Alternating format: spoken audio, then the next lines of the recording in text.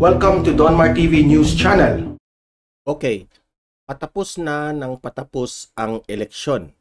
So, as for now, congratulations kay Bongbong Marcos at Inday Sara Duterte kasi mataas talaga ang lamang nila sa kanilang mga kalaban. Okay? So, pag-uusapan natin ito.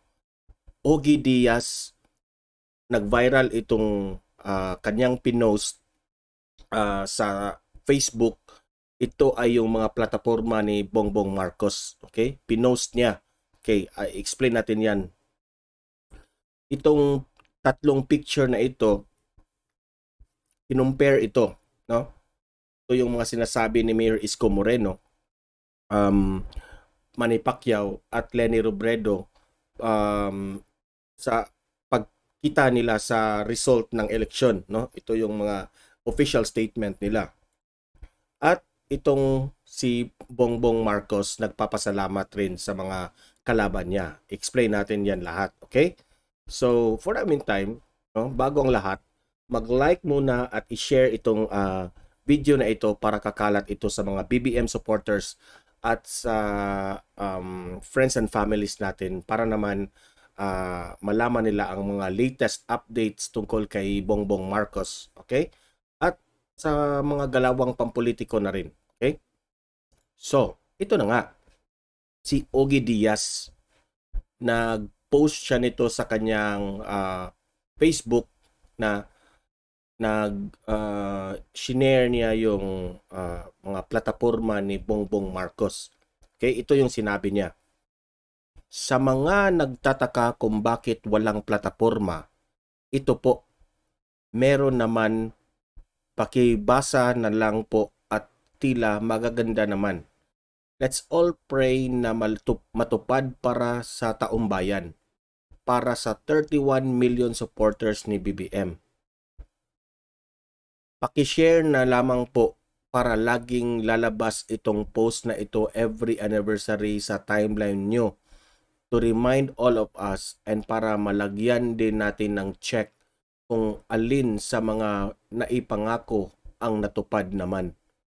Okay po ba ang suggestion ko? If yes, pa-share po. Okay. Mag-comment react ako dito, Sir Ogie, ha? Unang-una sa lahat, Sir Ogie, hindi ko alam, I have no right to judge you kung sarcasm ba ito, sarcastic ba itong pag-post mo o heartily itong pag-post mo dito tungkol kay Bongbong Marcos. Okay? Ang sa akin lang is, let me explain to you na itong mga plataforma ni Bongbong Marcos, matagal na itong nag-circulate sa Facebook. Hindi nyo lang ni-research, Ogie Diaz. Okay? Matagal na ito. Baka akala nyo ngayon lang ito lumalabas. No? Kasi sa mga campaign rally ninyo, lagi nyong sinasabi na puro ang sinasabi ni Bongbong Marcos, puro pagkakaisa, unity, yun ang plataforma ni Bongbong Marcos. Hindi. Nakita na namin to. Yung kay Bongbong Marcos, ba't nasabi niya yung number one mensahe niya ay magkaisa, unity. Ito'y tungkol, sa kadahilanan na itong lahat ng plataforma ni Bongbong Marcos, hindi ito magagawa kapag pag hindi tayo united as one in the Philippines. Hindi niya pwede itong i-speech, itong ganito kalaki ang speech niya sa kanyang rally. Marami pang mga kandidatong naghihintay na yung time, very limited yung time. Kasi kaya hindi niya ito nailatag during mga rallies. Meron man pero konti lang, no, mga outline kung sa mga possible na pwedeng magawa niya sa kanyang administrasyon. Sa akin lang, Ogie Diaz, sabi mo dito, let's all pray na matupad para sa taong bayan, para sa 31 million supporters ni BBM. Bakit sabihin mo pa yung 31, bakit i-mention mo pa yung 31 million? So meaning sa 31 million na yan, 31 million plus na mga taong bumoto kay BBM, hindi ka man kasali dyan, di ba? Kasi bumoto ka ni Leni Robredo. Di ba?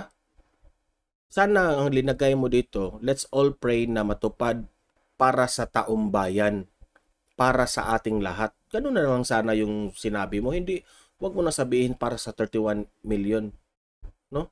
Kasi si Bongbong Marcos hindi nag-isip sa 31 million na ano, hindi nag-isip sa 31 million katao na yun lang ang pagserbihan. Ang pagserbihan ni Bongbong Marcos ay lahat ng taong bayan, makakamping ka man, madilawan ka man, mapinklawan ka man, no? Puti, kahit anong color, walang pili si BBM, tayong taong bayan ang pagserbihan niya. Okay? Kasi Ogi, kung totoo man ito, salamat kasi shinare mo ito. Pero if sarcastic ang mo dito, babarahin kita, di ba? Hindi ko nagugustuhan yung type na sabihin mo para sa 31 supporters ni BBM. Okay, sige. No? Pinipressure mo niyo si BBM? Wala naman kay BBM yung ganyan. Ang ka BBM is to serve the people. Kasi during rally, busy kasi kayo sa paninira. During rally, busy kayo sa inaaway nyo si BBM, yung mga gawan nyo ng issue. Kaya hindi nyo to napansin ang kanyang plataforma na matagal na ito lumabas. During filing of candidacy, lumabas na itong mga plataforma ni BBM. For your information, Ogie Diaz. Okay? Huwag mong sabihin na hindi mo alam. Kasi pinakalat nyo sa rally nyo na walang plataforma. Puro lang unity. O, sampal ito sa mukha nyo. Okay? Yun lang. Ito namang tatlong kalaban ni BBM, itong si Isko Moreno, Manny Pacquiao, at Leni Robredo, ito yung mga statement nila, mga laman ng statement nila after witnessing and hearing the results of the May 9, 2022 election. Yung official statement ni Isko Moreno is talagang masasabi mo na nag-concede siya at nananawagan siya sa kanyang supporters na respetuhin ang na inihalal ng taong bayan, which is si Bongbong Marcos. Okay? And yung mensahe niya is talagang unity ang kanyang sinabi. Okay?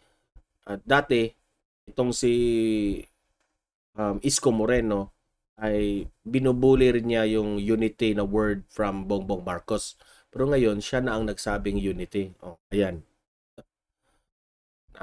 Karma tuloy. Na naging unity na kaagad.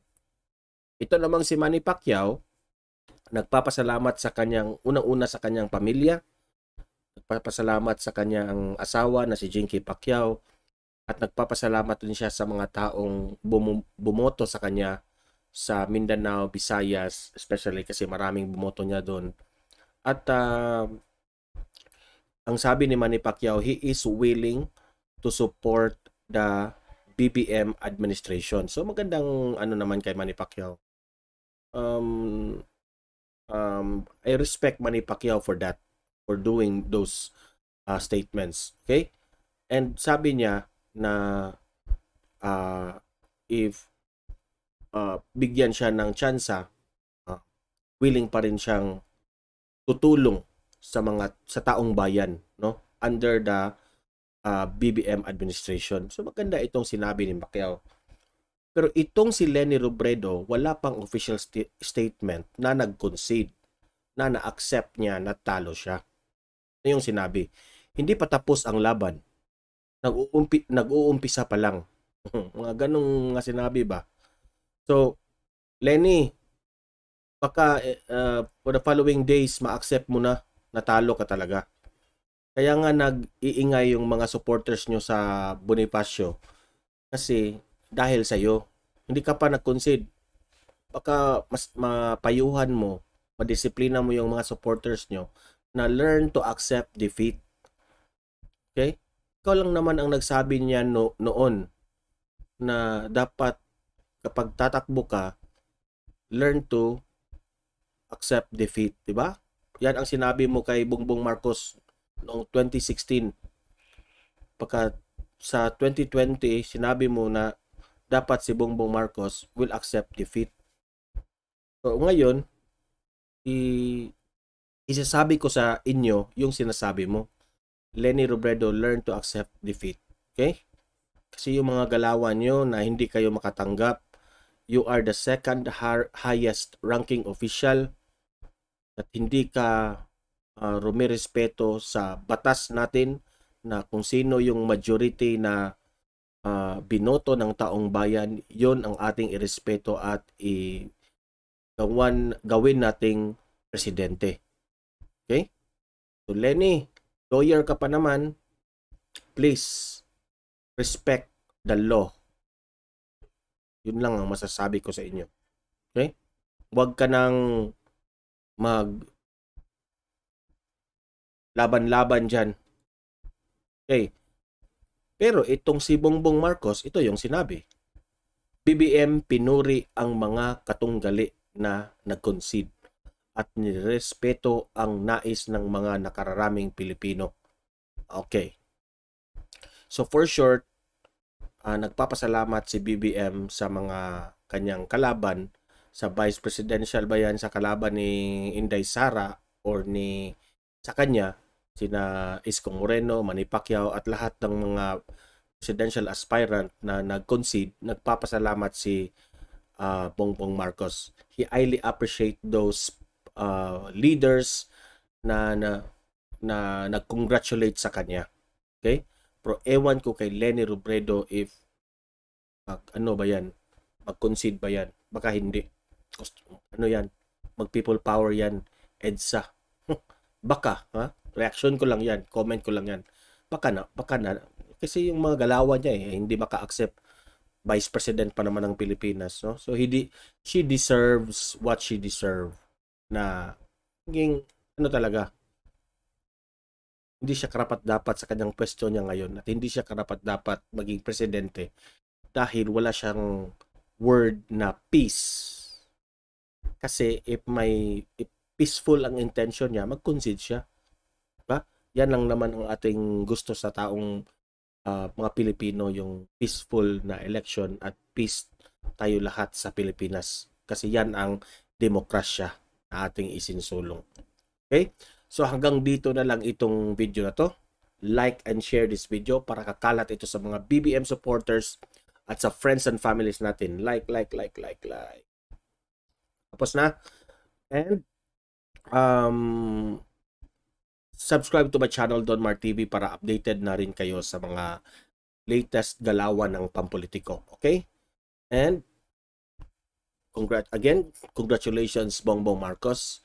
Masasabi ko lang is congratulations Inday Sara, BBM. Mahalin natin ang Pilipinas. Mabuhay ang Pilipinas. See you in my next video. Have a great day and God bless everyone.